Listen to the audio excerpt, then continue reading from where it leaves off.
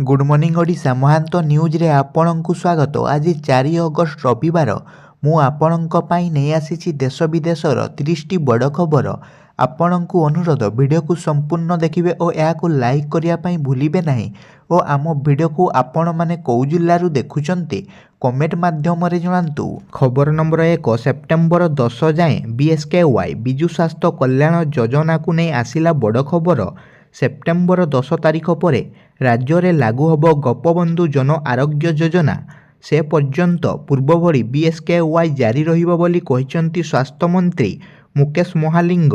मुकेश महालिंग कहिसंती budget bill pass होला परे नुआ कार्ड रो प्रक्रिया आरंभ हबो। एहा सह बदली जिवो बीएसकेवाई कार्ड रो रूपरेख। बीएसकेवाई कार्ड चालू रही। बीएसकेवाई कार्ड हिताधिकारी को गोपबंधु जन आरोग्य कार्ड मिलिबो। सेप्टेम्बर 10 तारिख रे बिल पास हेबो। तापरे पर्यायक्रमे गोपबंधु आरोग्य योजना लागू हबो। परवर्ती समय रे योजना आनिले ताहा लागू हबो। एबे बीएसकेवाई जेमिति चलिबा कथा चलिबो बोली मुकेश महालिंग कहिसंती। खबर नंबर 2 नष्ट होइगला 10,000 क्विंटाल अर्पण चाउल। श्रीमंदिर परिक्रमा प्रकल्प लोकार्पण बेले होइथिला संग्रह। विश्व नियता जगतर नाथ जगन्नाथଙ୍କ उद्देश्य श्रद्धालु माने चाउल अर्पण करथिले। भक्त अर्पण करितबा चाउल महाप्रसाद प्रस्तुत हेबो बोली मने करा जाउतिला। अर्पण चाउल भक्तଙ୍କ ठारू संग्रहित हेला सत किंतु एहाकू केमिति व्यवहार योग्य करा जिवो सेथिपई विस्तृत रोड मैप करा जाई नथिला। एही कारणरू 6 मास मध्यरे अर्पण चाउल नष्ट हेबाकू बसिछि। अर्पण चाउल भोग प्रस्तुत हेला बड़ी स्थिति रे नाही। सूचना अनुसार पुरी परिक्रमा प्रकल्प लोकार्पण बेले 14,000 क्विंटाल चाउल संग्रहित होइतिला। सेथिरु 4,000 क्विंटाल चाउल व्यवहार होइतिला बोली कुहा जाउछि किंतु बाकी 10,000 क्विंटाल चाउल नष्ट हेबाकू जाउछि। श्रद्धारे भक्त पठाइतबा एही चाउल आउ भक्तଙ୍କ ପାଇଁ भोग प्रस्तुति रे लागि पारिबो नाही। नष्ट चाउल को एनजीओ संस्था को देबा ପାଇଁ महासुआरा निजोग पक्षर प्रस्ताव दिया जाइछि। खबर नंबर 3 बुला कुकुरଙ୍କ ପାଇଁ बड़ पदक्षेप नेबाकू जाउछंती। बुला कुकुरଙ୍କ ପାଇଁ सरकारଙ୍କ बड़ पदक्षेप। राज्य रे बुला कुकुरଙ୍କ दरात्मक दिनकू दिन बढ़िबारे लागिछि। प्रतिदिन किए ना किए बुला कुकुरଙ୍କ कामुडार शिकार होउछंती। कुनी कुनी पिला माने भी कुकुर आक्रमणर शिकार हेउतबा घटना मध्य सामना को आसीछि। जहा द्वारा जलांतक रोगरे अनेक लोक पीड़ित होई जीवन हराउछंती। तेणु एहाकू रोकिया पई बड़ पदक्षेप नेबाकू जाउछंती राज्य सरकार। 2030 सुद्धा राज्यरू जलांतक रोग को दूर करिया पई अंटा भिडुछंती राज्य सरकार। स्वास्थ्य मंत्री मुकेश महालिंग एने प्रतिक्रिया रखी कहिसंती दिनकू दिन राज्य रे बुला कुकुरଙ୍କ दरात्मक बढ़ी चलीछि जेउथि पई जलांतक रोगीଙ୍କ संख्या मध्य बढ़ुछि। तेणु एहाकू रोकिया पई अर्बन हाउसिंग डेवलपमेंट सह मिसी सरकार बुला कुकुरଙ୍କ टीकाकरण करिवा नै निष्पत्ति नेइछंती बोली कहिसंती मंत्री। खबर नंबर 4 कृषि ऋण सुझिबाकू कृषक अमंग 1,84,00,000 ऋण पैठ करिनाहांती चाषी। कृषि पई ऋण नेइतबा चाषी एबे सुझिबाकू अमंग।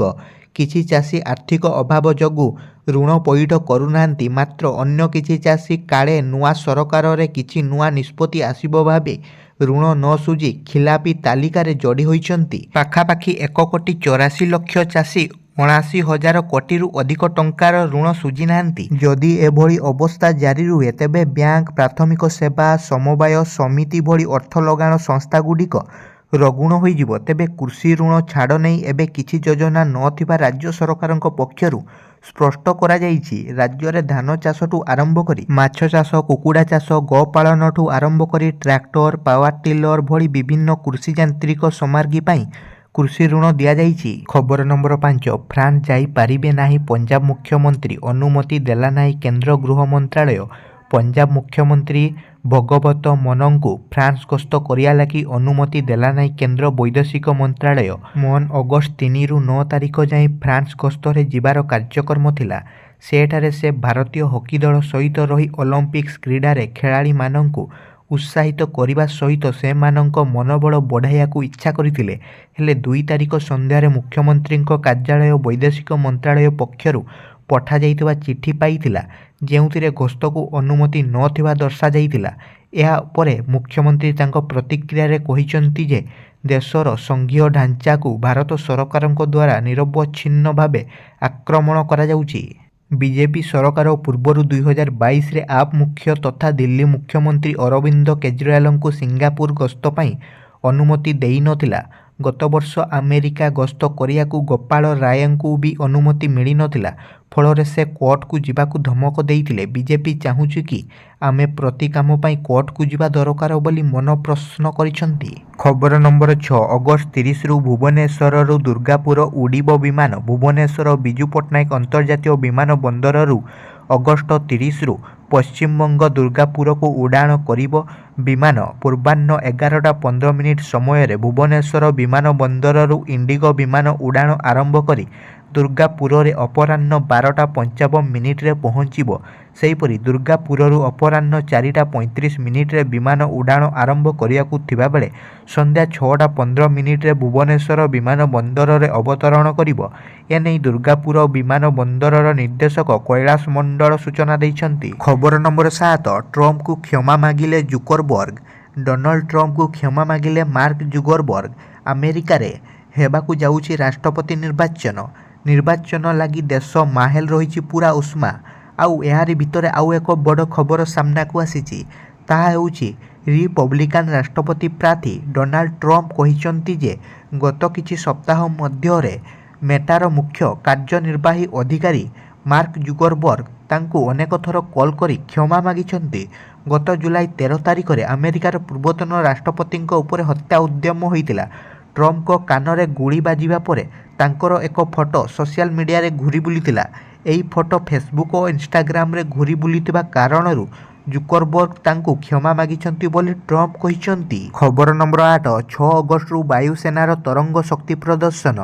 ଭାରତୀୟ ବାୟୁସେନା ବର୍ତ୍ତମାନ ପର୍ଯ୍ୟନ୍ତର ସବୁଠାରୁ ବଡ଼ ସୈନ୍ୟ ଅଭ୍ୟାସ କରିବାକୁ ଯାଉଛି। ଏହାର ନାମ ରଖାଯାଇଛି ତରଙ୍ଗ ଶକ୍ତି।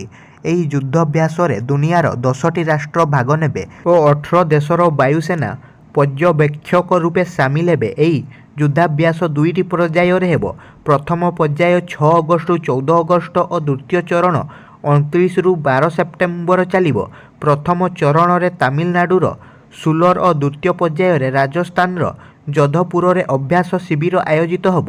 ଏଥିରେ ବାୟୁସେନାର 75ରୁ 80 ଯୁଦ୍ଧ ବିମାନ ଭାଗ ନେବ। ଏଥିରେ ଅନ୍ୟ ଦେଶ ଭିତରେ America, Australia, German, France, Britain, Spain ପରି ଦେଶର ବିମାନ ଅଂଶଗ୍ରହଣ କରିବେ। ଏହି ଅଭ୍ୟାସ ଶିବିରରେ UAE, ସିଙ୍ଗାପୁର, ଗ୍ରୀସ୍, ବାଂଲାଦେଶର ବାୟୁସେନା ମଧ୍ୟ ଭାଗ ନେବେ। ହେଲେ ଏହି ଅଭ୍ୟାସ ଶିବିରରେ ଭାରତର 2 ଭାଗିଦାରୀ ରାଷ୍ଟ୍ର ରୁଷ ଓ ଇସ୍ରାଏଲ ଭାଗ ନେବେ ନାହିଁ। ଖବର ନମ୍ବର 9 ମାଲକାନଗିରିରେ ଆଉ ଗଡ଼ିବନି ଲକ୍ଷ୍ମୀ ଏସି ବସ୍। ମାଲକାନଗିରିରେ ଆଉ ଗଡ଼ିବନି ଲକ୍ଷ୍ମୀ ଏସି ବସ୍। ଜିଲ୍ଲାର 6ଟି ରୁଟ୍ରେ ବସ୍ ଚଳାଚଳ ବନ୍ଦ କରାଯିବା ନେଇ ସୂଚନା ରହିଛି। RTO ବସ୍ ଚଳାଚଳ ପରମିଟ୍କୁ ବାତିଲ କରିଛନ୍ତି। ତେବେ ସମସ୍ତ ବସ୍ ଅପରେଟର ଏହି ନୂଆ ନିୟମକୁ ମାନିବା ପାଇଁ ନିର୍ଦ୍ଦେଶ ଦିଆଯାଇଛି। ଏହି ନିର୍ଦ୍ଦେଶ ଅନୁସାରେ ବ୍ଲକରୁ ଜିଲ୍ଲା ସଦର ମହକୁମା ଚାଲୁଥିବା ଏହି ସମସ୍ତ ବସ୍ ସେବା ବନ୍ଦ କରାଯିବ। ସୂଚନା ଅନୁସାରେ ରାଜ୍ୟରେ 57ଟି ଲକ୍ଷ୍ମୀ ଏସି ବସ୍ ଚଳାଚଳ କରୁଥିଲା। ବର୍ତ୍ତମାନ ଏହା ମଧ୍ୟରୁ 28ଟି ବସ୍ ଚଳାଚଳ ବନ୍ଦ କରାଯିବ। OSRTC ପକ୍ଷରୁ ଜାରି କରାଯାଇଥିବା ସୂଚନା ଅନୁସାରେ ମାଲକାନଗିରି, କାଲିମେଳା, ପଡ଼ିଆ, କରୁକଣ୍ଠ, ଚିତ୍ରକଣ୍ଠା, ଖଇରପୁଟ ଏବଂ ମାଥିଲି ରୁଟ୍ରେ ଚାଲୁଥିବା ସମସ୍ତ ଏସି ବସ୍ ବନ୍ଦ କରାଯିବ। ତେବେ ଅଗଷ୍ଟ 1ରୁ ଲକ୍ଷ୍ମୀ ବସ୍ ଚଳାଚଳ ଉପରେ ରୋକ ଲଗାଇଛି OSRTC। ଖବର ନମ୍ବର 10 ଓଡ଼ିଶା କେଡର IPS ଅଧିକାରୀଙ୍କୁ CRPFର ସ୍ୱତନ୍ତ୍ର ମହାନିର୍ଦ୍ଦେଶକ ଭାବେ ନିଯୁକ୍ତି। 1989 ବ୍ୟାଚ୍ ଓଡ଼ିଶା କେଡର IPS ଅଧିକାରୀ ଅମୃତ ମୋହନ ପ୍ରସାଦଙ୍କୁ CRPFର ସ୍ୱତନ୍ତ୍ର ମହାନିର୍ଦ୍ଦେଶକ ଭାବରେ ନିଯୁକ୍ତି ପାଇଁ ଗୃହ ମନ୍ତ୍ରାଳୟର ପ୍ରସ୍ତାବକୁ କ୍ୟାବିନେଟ୍ର ନିଯୁକ୍ତି କମିଟି ଅନୁମୋଦନ କରିଛି। କ୍ୟାବିନେଟ୍ର ନିଯୁକ୍ତି କମିଟି ଅମୃତ ମୋହନ ପ୍ରସାଦଙ୍କୁ CRPFର ସ୍ୱତନ୍ତ୍ର ମହାନିର୍ଦ୍ଦେଶକ ଭାବରେ ନିଯୁକ୍ତ କରିବାକୁ ଗୃହ ମନ୍ତ୍ରାଳୟ ପ୍ରସ୍ତାବକୁ ଅନୁମୋଦନ କରିଛି ବୋଲି ଏକ ସରକାରୀ ବିଜ୍ଞପ୍ତିରେ କୁହାଯାଇଛି। ଅମୃତ ମୋହନ ପ୍ରସାଦ ଅଗଷ୍ଟ 2025 ଯାଏଁ ଏହି ପଦବୀରେ ରହିବେ। ଖବର ନମ୍ବର 11 ଭାରତର ପ୍ରଥମ ମାନବ ମହାକାଶ ଯାତ୍ରା ପାଇଁ ମନୋନୀତ ହେଲେ ଗ୍ରୁପ୍ କ୍ୟାପ୍ଟେନ୍ ଶୁଭାଂଶୁ ଶୁକ୍ଲା। ଖୁବ୍ ଶୀଘ୍ର ଜଣେ ଭାରତୀୟ ଆନ୍ତର୍ଜାତିକ ମହାକାଶ କେନ୍ଦ୍ର ISSକୁ ଉଡ଼ାଣ ଭରିବେ। ଭାରତର ପ୍ରଥମ ମାନବ ମହାକାଶ ଯାତ୍ରା ପାଇଁ ମନୋନୀତ ହୋଇଥିବା ଗ୍ରୁପ୍ କ୍ୟାପ୍ଟେନ୍ ଶୁଭାଂଶୁ ଶୁଳ୍କା ନାସା ସହାୟତାରେ ISSରେ ଉଡ଼ିବେ। ମହାକାଶ ଅଭିଜ୍ଞତା ହାସଲ ପାଇଁ ଶୁଭାଂଶୁକୁ ISS ପଠାଇବାକୁ ନିଷ୍ପତ୍ତି ନେଇଛି ଇସ୍ରୋ। ଆମେରିକାର ଆକ୍ସିଓମ୍ ସ୍ପେସ୍ INC ସହ ସ୍ପେସ୍ ଫ୍ଲାଇଟ୍ ରାଜିନାମା ପରେ ଜଣେ ଭାରତୀୟ ଗଗନଯାତ୍ରୀଙ୍କୁ ନାସା ସହଯୋଗରେ ISS ପଠାଇବାକୁ ଘୋଷଣା କରିଛି ଇସ୍ରୋ। ଖବର ନମ୍ବର 12 ଆତଙ୍କବାଦୀଙ୍କୁ ସାହାଯ୍ୟ କରି ଫସିଲେ ପୋଲିସ ଓ ଶିକ୍ଷକ। ଜାମ୍ମୁ କାଶ୍ମୀରରେ ପାକିସ୍ତାନୀ ଆତଙ୍କବାଦୀଙ୍କୁ ସାହାଯ୍ୟ କରିବା ଅଭିଯୋଗରେ ସରକାର 5 ଜଣ ପୋଲିସ କର୍ମଚାରୀ ଏବଂ ଜଣେ ଶିକ୍ଷକଙ୍କ ଉପରେ କଡ଼ା ଜବାବ ଦେଇଛନ୍ତି। ଡ୍ରଗ୍ ଏବଂ ବିଷାକ୍ତ ଦ୍ରବ୍ୟ ବିକ୍ରୟ ମାଧ୍ୟମରେ ଏହି ପୋଲିସ ଓ ଶିକ୍ଷକମାନେ ଆତଙ୍କବାଦୀଙ୍କୁ ସାହାଯ୍ୟ କରୁଥିଲେ। ଏହି ମାମଲାରେ ତାଙ୍କର ସମ୍ପୃକ୍ତି ଜଣାପଡ଼ିବା ପରେ ତାଙ୍କୁ ତୁରନ୍ତ ବରଖାସ୍ତ କରାଯାଇଥିଲା। ଅନୁସନ୍ଧାନରୁ ଜଣାପଡ଼ିଛି ଯେ ଏହି ସମସ୍ତ ସରକାରୀ କର୍ମଚାରୀ ପାକିସ୍ତାନର ଗୁପ୍ତଚର ଏଜେନ୍ସି ISIର ଏକ ନାର୍କୋ ଆତଙ୍କବାଦୀ ନେଟୱାର୍କରେ କାମ କରୁଥିଲେ। ଜାମ୍ମୁ କାଶ୍ମୀର ଲେଫ୍ଟନାଣ୍ଟ ଗଭର୍ଣ୍ଣର ମନୋଜ ସିହ୍ନା ତାଙ୍କୁ ସମ୍ବିଧାନର ଧାରା 311 ବ୍ୟବହାର କରି ବରଖାସ୍ତ କରିଛନ୍ତି। ସେମାନେ ଡ୍ରଗ୍ସ କାରବାରକୁ ସହଜ କରିଥିଲେ ଏବଂ ଏଥିରୁ ମିଳିଥିବା ଲାଭ ଆତଙ୍କବାଦୀ କାର୍ଯ୍ୟକଳାପରେ ଖର୍ଚ୍ଚ କରିଥିଲେ। ଖବର ନମ୍ବର 13 କେବଳ ସୁପକାର ବିକିବେ ଅବଢ଼ା, ଅଣସୁପକାର ଅବଢ଼ା ବିକୁଥିଲେ ହେବ କଡ଼ା କାର୍ଯ୍ୟାନୁଷ୍ଠାନ। ଆନନ୍ଦ ବଜାରରେ କୌଣସି ପ୍ରକାରର ବିଶୃଙ୍ଖଳାକୁ ବରଦାସ୍ତ କରାଯିବ ନାହିଁ। କେବଳ ସୁପକାର ସେବକମାନେ ହିଁ ମହାପ୍ରସାଦ ବିକ୍ରି କରିବେ। ଅବଢ଼ା ବିକ୍ରି ହେଉଥିବା କୌଣସି ଦୋକାନରେ ଅଣସୁପକାର ରହିବେ ନାହିଁ। ଅଣସେବାୟତ ଅବଢ଼ା ବିକିଲେ କଡ଼ା କାର୍ଯ୍ୟାନୁଷ୍ଠାନ ହେବ। ଆନନ୍ଦ ବଜାରରେ ଶୃଙ୍ଖଳା ଆଣିବା ପାଇଁ ଶ୍ରୀମନ୍ଦିର ପ୍ରଶାସନ କାର୍ଯ୍ୟାଳୟରେ ଶୁକ୍ରବାର ଅନୁଷ୍ଠିତ ବୈଠକରେ ଏହି ନିଷ୍ପତ୍ତି ନିଆଯାଇଛି। ଖବର ନମ୍ବର 14 30 ଜିଲ୍ଲା ବୁଲିବେ 15 ଜଣ ମନ୍ତ୍ରୀ। ବଜେଟର ବିଭିନ୍ନ ଦିଗକୁ ନେଇ କରିବେ ଆଲୋଚନା। ଜିଲ୍ଲା ବୁଲିବେ ମନ୍ତ୍ରୀ। 15 ମନ୍ତ୍ରୀ ବୁଲିବେ 30 ଜିଲ୍ଲା। ଲୋକଙ୍କ ପାଖରେ ସରକାରଙ୍କ ବାର୍ତ୍ତା ପହଞ୍ଚାଇବାକୁ ଜଣେ ମନ୍ତ୍ରୀଙ୍କୁ 2 ଜିଲ୍ଲା ଦାୟିତ୍ୱ ଦିଆଯାଇଛି। ଲୋକଙ୍କ ପାଖକୁ ଯାଇ ନୂଆ ସରକାରଙ୍କ ବଡ଼ ନିଷ୍ପତ୍ତି ଆଉ ବଜେଟ୍ ବିଷୟରେ ଲୋକଙ୍କୁ ମନ୍ତ୍ରୀ କହିବେ। ମନ୍ତ୍ରୀମାନେ ଜିଲ୍ଲା ଗସ୍ତ କରିବେ। ବଜେଟର ବିଭିନ୍ନ ଦିଗ ବାବଦରେ ସାଧାରଣ ଲୋକଙ୍କ ସହ ଚର୍ଚ୍ଚା ଓ ଆଲୋଚନା କରିବେ। ଏହାକୁ ନେଇ ଯୋଜନା ହୋଇଛି। ସରକାରଙ୍କ ବିଭିନ୍ନ ଯୋଜନା ଲୋକଙ୍କ ସହ ଯୋଡ଼ିବା ପାଇଁ ସଂଗଠନ ଭୂମିକା। ସଂଗଠନ ସେହି ଭୂମିକା ନିର୍ବାହ କରିବ। ଜନହିତକାରୀ ନିଷ୍ପତ୍ତି ସରକାରୀ ସ୍ତରରେ ହେବ। ଏଭଳି ନିଷ୍ପତ୍ତି ହୋଇସାରିଛି। ମନ୍ତ୍ରୀମାନେ 2ଟି ଲେଖାଏଁ ଜିଲ୍ଲା ଗସ୍ତ କରିବେ। ସରକାର ଯେଉଁ ଐତିହାସିକ ନିଷ୍ପତ୍ତି ନେଇଛନ୍ତି ସେହି ନିଷ୍ପତ୍ତିଗୁଡ଼ିକୁ ଲୋକଙ୍କ ପାଖରେ ପହଞ୍ଚାଇବା ପାଇଁ ସଂଗଠନ ଯେଉଁ ଯୋଜନା କରିଛି ମନ୍ତ୍ରୀମାନେ ସେଥିରେ ସାମିଲ ହେବେ ବୋଲି ଆଇନ ମନ୍ତ୍ରୀ କହିଛନ୍ତି। ଖବର ନମ୍ବର 15 ଅଗଷ୍ଟ 5ରେ ହେବ ମୁଖ୍ୟମନ୍ତ୍ରୀଙ୍କ ଅଭିଯୋଗ ଶୁଣାଣି। ଆସନ୍ତା 5 ତାରିଖ ଦିନ ହେବ ମୁଖ୍ୟମନ୍ତ୍ରୀଙ୍କ ଅଭିଯୋଗ ଶୁଣାଣି। ଦିନ 11ଟା ସମୟରେ ୟୁନିଟ୍ 5 ଭୁବନେଶ୍ୱର ସ୍ଥିତ ମୁଖ୍ୟମନ୍ତ୍ରୀଙ୍କ ଅଭିଯୋଗ ପ୍ରକୋଷ୍ଠରେ ମୁଖ୍ୟମନ୍ତ୍ରୀ ମୋହନ ଚରଣ ମାଝୀ ସାଧାରଣ ଜନତାଙ୍କରୁ ବିଭିନ୍ନ ଅଭିଯୋଗର ଶୁଣାଣି କରିବେ।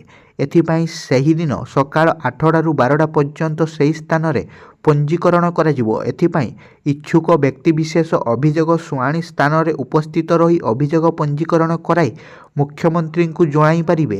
ଏନେଇ ରାଜ୍ୟ ସରକାରଙ୍କ ସାଧାରଣ ପ୍ରଶାସନ ଓ ସାଧାରଣ ଅଭିଯୋଗ ବିଭାଗ ପକ୍ଷରୁ ଏକ ବିଜ୍ଞପ୍ତି ପ୍ରକାଶ ପାଇଛି। ଖବର ନମ୍ବର 16 କେଦାରନାଥଙ୍କୁ ପୂଜାର୍ଚ୍ଚନା ସାରି କେନ୍ଦୁଝର ଫେରିଥାନ୍ତେ 4 ଜଣ ଭୋଲେବମ୍ ଭକ୍ତ। ଅଟକାଇ ଦେଲା ବର୍ଷା ଓ ଭୂସ୍ଖଳନ। କେନ୍ଦୁଝର ଜିଲ୍ଲାର 4 ଜଣ ଭୋଲେବମ୍ ଭକ୍ତ ଉତ୍ତରାଖଣ୍ଡର କେଦାରନାଥରେ ଫସିଛନ୍ତି। 3 ଦିନ ହେଲାଣି ସେମାନେ ସେଠାରେ ଫସି ରହିଥିବା ସୂଚନା ମିଳିଛି। ତେଲକୋଇ ଥାନା ଅଞ୍ଚଳର 3 ଜଣ ଓ ସଦର ଥାନା ଅଞ୍ଚଳର ଜଣେ ଭକ୍ତ ରହିଛନ୍ତି। ଗତ 31 ତାରିଖ ରାତିରେ ବାଦଲ ଫଟା ବର୍ଷା ସାଙ୍ଗକୁ ଭୂସ୍ଖଳନ ଯୋଗୁଁ ଉତ୍ତରାଖଣ୍ଡର ସୋନପ୍ରୟାଗ ଓ ଗୌରୀକୁଣ୍ଡ ମଧ୍ୟରେ କେଦାରନାଥ ରାଜପଥ ଧୋଇ ହୋଇଯିବା ସହିତ ପୋଲ ମଧ୍ୟ ନଷ୍ଟ ହୋଇଯାଇଛି। ଏହି ଘଟଣାରେ 16 ଜଣଙ୍କ ମୃତ୍ୟୁ ମଧ୍ୟ ଘଟିଛି। ଭୂଭାଗରେ ଯିବା ଆସିବା ବିଚ୍ଛିନ୍ନ ହୋଇପଡ଼ିଛି। ଫଳରେ କେନ୍ଦୁଝର ଜିଲ୍ଲା ତେଲକୋଇ ଥାନା ଅନ୍ତର୍ଗତ ଜଗମୋହନପୁର ଗ୍ରାମର ସଦାନନ୍ଦ ସାହୁ, ସରୁଆଳି ଗ୍ରାମର କାର୍ତ୍ତିକ ଖିଲାର, ଚନ୍ଦ୍ରଶେଖରପୁର ଗ୍ରାମର ମହେଶ୍ୱର ପ୍ରଧାନ ଓ ସଦର ଥାନା ଅନ୍ତର୍ଗତ କେମ୍ପସଡ଼ା ଗ୍ରାମର ଋଷିନାଥ ମହାନ୍ତ ଫସି ରହିଛନ୍ତି। 31 ତାରିଖ ଦିନ କେଦାରନାଥଙ୍କୁ ପୂଜାର୍ଚ୍ଚନା ପରେ 1 ତାରିଖ ସକାଳେ ଫେରିବା ଯୋଜନା ରହିଥିଲା। 2000ରୁ ଉର୍ଦ୍ଧ୍ୱ ଶ୍ରଦ୍ଧାଳୁ ଏବେ ବି ଫସି ରହିଛନ୍ତି। ଉତ୍ତରାଖଣ୍ଡ ସରକାରଙ୍କ ପକ୍ଷରୁ ରିଲିଫ୍ ସହାୟତା ସହିତ ହେଲିକପ୍ଟର ଯୋଗେ ଉଦ୍ଧାର କାର୍ଯ୍ୟ ଚାଲିଛି।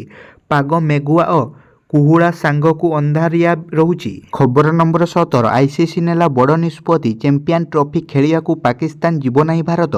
ଯଦିଓ ଆନ୍ତର୍ଜାତୀୟ କ୍ରିକେଟ ପରିଷଦ ଏପର୍ଯ୍ୟନ୍ତ କୌଣସି ଅଫିସିଆଲ ବିବୃତ୍ତି ଦେଇନାହିଁ, ଆଗାମୀ ଚାମ୍ପିୟନ୍ସ ଟ୍ରଫିରେ ଭାରତ ଏହାର ସମସ୍ତ ମ୍ୟାଚ୍ ପାକିସ୍ତାନ ବାହାରେ ଖେଳିବ।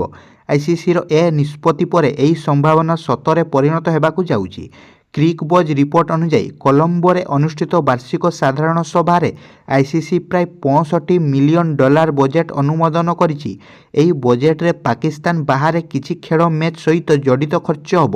ଆସନ୍ତା ବର୍ଷ ପାକିସ୍ତାନରେ ଖେଳାଯିବାକୁ ଥିବା ଚାମ୍ପିୟନ୍ସ ଟ୍ରଫି ପାଇଁ ଯଦି ଭାରତୀୟ ଦଳ ପାକିସ୍ତାନକୁ ଯିବାକୁ ମନା କରିବ, ତେବେ ଆଇସିସି ସମସ୍ତ ସମ୍ଭାବନା ପାଇଁ ପ୍ରସ୍ତୁତ ହେଉଥିବା ଜଣାପଡ଼ିଛି।